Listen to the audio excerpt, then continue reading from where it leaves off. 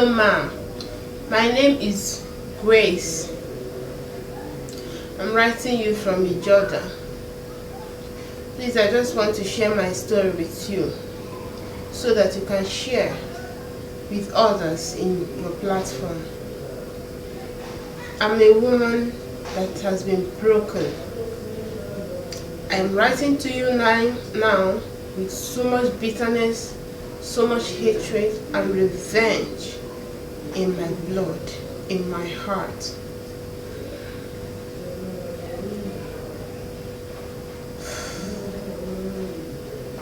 Grace is a 23-year-old mother of 3 who lost her husband to the cold hands of death just 6 years into her marriage. Her husband is a friend to John. Mike, her husband, is a friend to John. John is a renowned businessman, very wealthy, handsome, and successful. John and Mike were friends for a very long time. In fact, they are life friends, that is, old friends, lifelong friends. They started their friendship when they were still very young. They are from the same place, Ijoda. They grew up going to the same secondary and primary school and eventually ended up in a city, in the same city. Now, Mike got married to Mrs. Grace. Grace is a very beautiful woman, very educated, and at the peak of her career. Grace is everything John wanted in a woman and in a wife. Unluckily to John, he married his own wife, but not as beautiful as Grace, not as educated as Grace. So envy set in. John is wealthy, much more wealthier than Mike. In fact, John helps Mike financially. As life goes on, these two families share their sadness together, their joyful moments together. They celebrate seasons, festivals together. In fact, they are very close. Now, just as the word of God declared that the mind is very deceitful, John, on the other hand, was nursing intimacy for Grace, wishing he is the one married to her and not Mike. Grace, in the other hand, is just innocent, very innocent of whatever affection or admiration that has been going on in John's life. She sometimes shares her family problems and issues with John, not knowing that John is a secret admirer. John buys Grace gifts from time to time, gives her a call, calls her, texts her, normal flimsy family friendship texts and calls, pretending to care about her. Now, Grace has 2 daughters and a son, and John also has his own children, doing perfectly well with his own life and his own wife. But man being insatiable, he was also admiring or coveting his friend's wife. A day came, he could no longer hide his secret. He went straight to Grace. This moment, Mike was not around. Mike traveled for business. John visited Grace one beautiful evening. He knocked. Grace got a knock from the door. On opening, it was John, bearing beautiful flower and a bottle of wine in his hands. Grace, innocently, joyfully welcomed him, gave him a seat. They exchanged greetings and asked after each other's family. Grace reminded John that Mike traveled. John retorted back, "I know, I just want to have some time with you because I know you must be lonely." Grace felt it's just an innocent visit.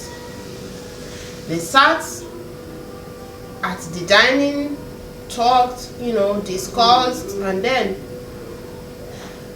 John had to tell Grace to her face what he has been nursing. That he's in love with her, how he is more beautiful, or how he is more well-to-do than her husband, that he will take care of her, he will do this, he will do that for her. Grace, on the other hand, got up in anger and asked John to leave her house, that she cannot do such against her husband, not even against her husband, not just for her husband, but because she's a Christian, that she cannot betray the love she shares with her husband. Grace asked John to leave her house. So when Grace rejected John's affection or advances, love professions, John got angry and left. Grace thought the whole thing has ended. The family relationship continued. In fact, everything continued as if nothing happened. Not until one day, Grace was in the kitchen preparing dinner and her phone rang. She picked up. It was her husband calling her out that she should drive to a particular restaurant or eatery just some few blocks from their home to pick him up, that he's there with John eating and right now he don't know how he's feeling. Grace left everything she's doing in the kitchen, rushed down to pick her husband. When she got there, she saw John. They were both eating out. John and Mike were eating out. Remember, Grace never reported what happened behind the scene of her husband to her husband. He never told her husband what John did. So when she got there, the husband was like, he's having stomach upset and right now he cannot drive. John actually was not there with his car, the situation was just confusing. So the wife picked her husband in the car, drove him home. John went to his own home. Now, thinking that it's a minor case, she got some few first aid that she can apply, give to her husband against food poisoning, normal food poisoning, and give it to her husband. After taking all those things, the situation was getting worse. The pain, and when the pain became so unbearable that they can no longer contain it at home, Grace, at almost the middle of the night, drove her husband to the hospital.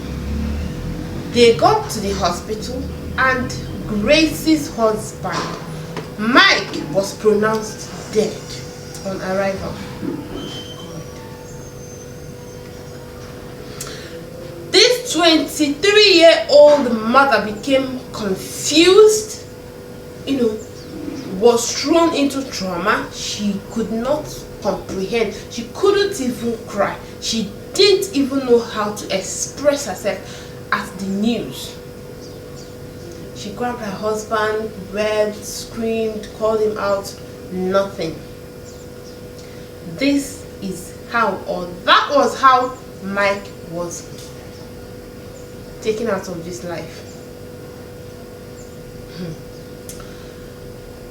Burial preparation, information started going. She informed her people, informed his people, this is what is happening. Burial arrangements was made. Mike was buried. After burial, during the burial, John actually financed that burial. He did virtually everything. In fact, he took Grace and the children to his own house. When Grace wanted to refuse, he said, please forget all those things, I'm no longer interested, I just want to take care of you people, come to my house and stay, with my wife and my own children for the meantime. Grace said okay and went there. They stayed. Grace never thought of anything. So John took care of everything. Burial came and gone. Grace went back to her house and started her life as a widow. 2 weeks after, John showed up. He always calls her on the phone, gives her some message. How are you? How are the children? How are you doing? I send you something in the bank. You people should just use and take care of yourself. Blah blah blah blah and blah. 2 weeks after the burial, John showed up again at Grace's house. Now he came. Grace was at home. He was like, your husband is no longer alive.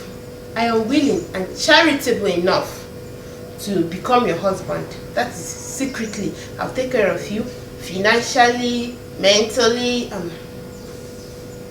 Grace was like, let me think about it. It's barely 2 weeks I lost my husband, so I still need time to heal. John left. 1 month, he kept on pestering, kept on disturbing.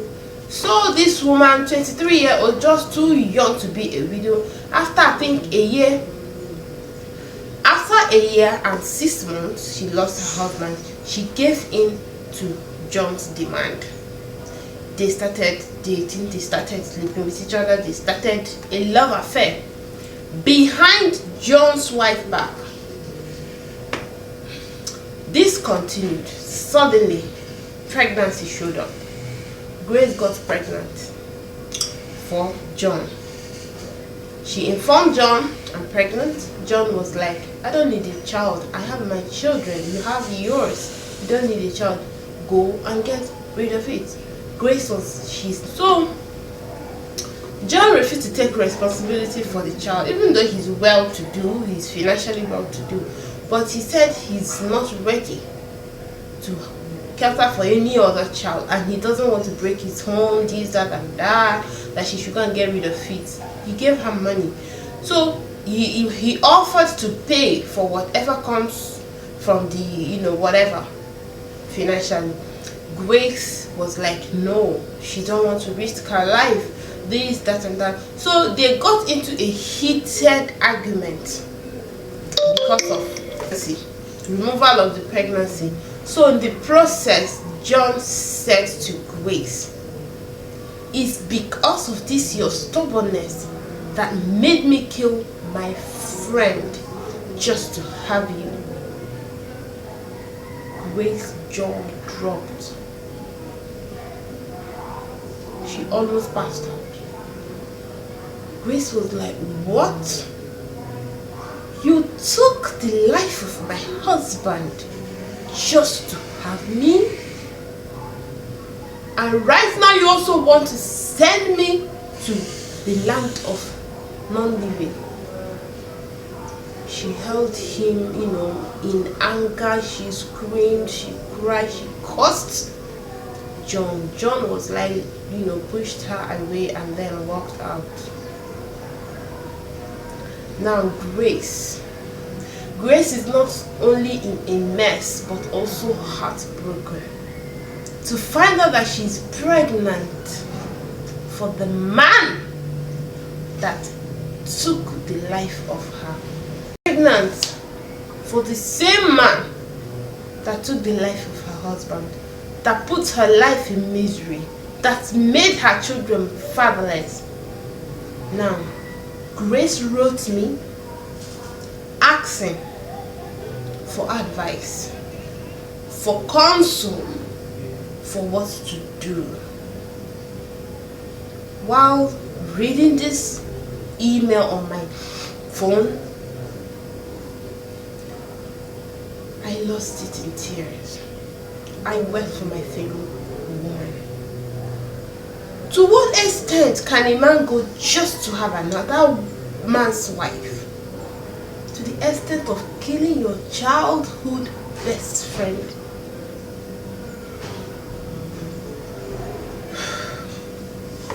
I have to give her a call first of all to talk to her directly, console her with the word of God, and then decided to bring this to this platform.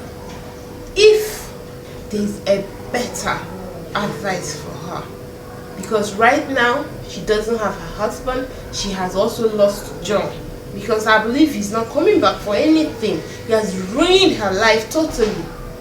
So what will she do? If you came to the family, welcome to my channel. Again, thank you for subscribing, thank you for viewing, thank you. Please do subscribe and hit the bell button so that anytime we drop a video you can get our notification. God bless you. We are open to receive your life story, life experience, so that others